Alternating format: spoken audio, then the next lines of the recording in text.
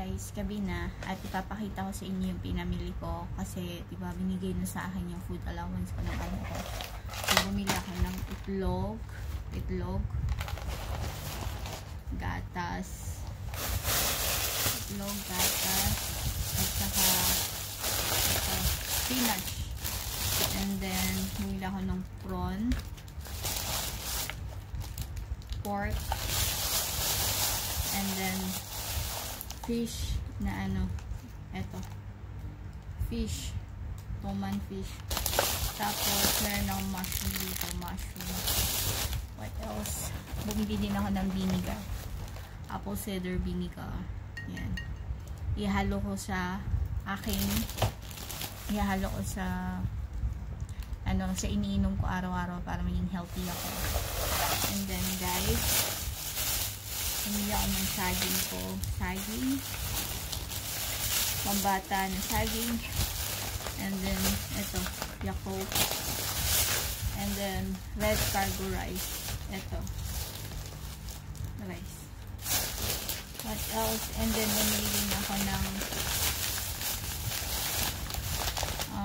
pumpkin rice, isang haggard ko. So ang nagastos natin sa lahat-lahat ay umabot ng 49.52 cents kasi yun nga, check ko nga lahat. Ay, ang mahal pala nung pumpkin noodles. Akala ko lang siya, 1 something, yung pala mahal siya.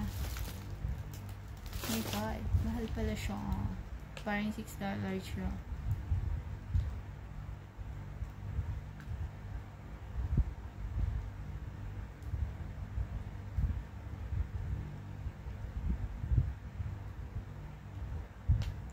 I-check ko maigi para hindi ako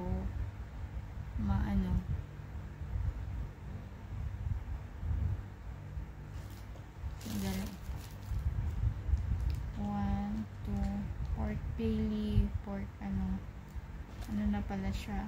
Tapos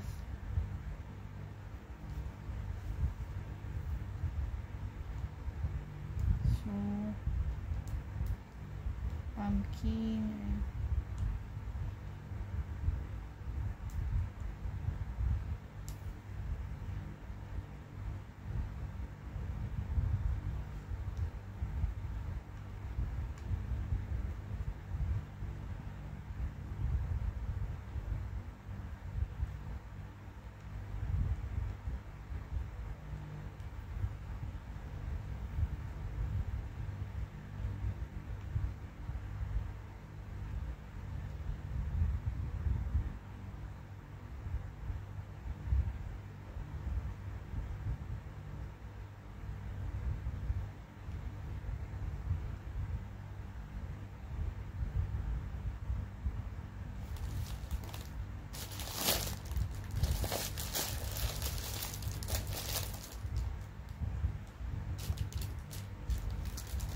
ang mahal pala nito, 3 something. Ayun. Ayun, bakit ko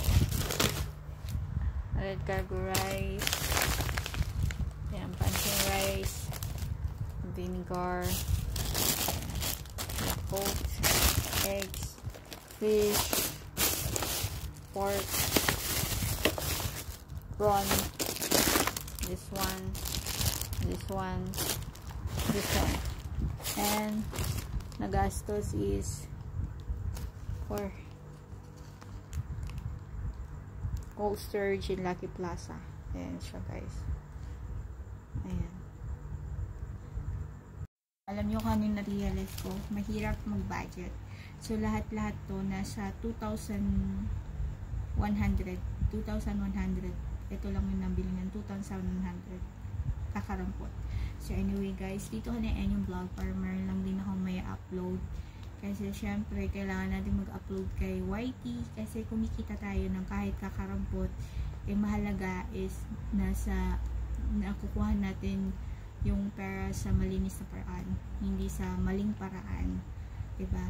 So anyway guys, bye and God bless. Ayun, bless ako kasi nakakain ako ng mga fresh na meat.